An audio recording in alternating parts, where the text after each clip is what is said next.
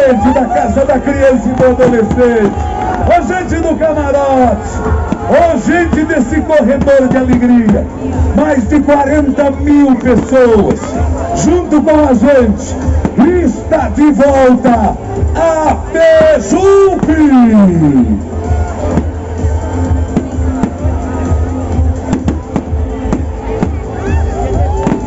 Ei, prefeito Lucas, deu certo!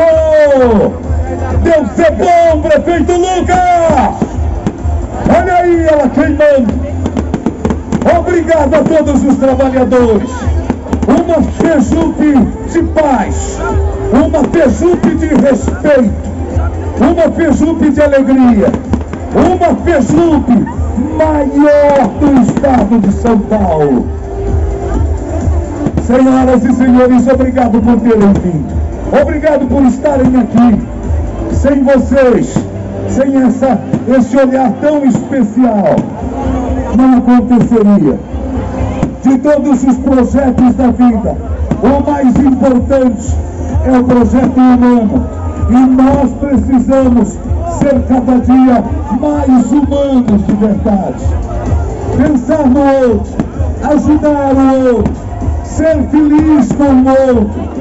O segredo da felicidade é não deixar essa chama se apagar. Uma chama de bondade e de caridade. Uma chama de solidariedade. Uma chama de respeito. Uma chama, acima de tudo, de vida. Que você tenha vida longa.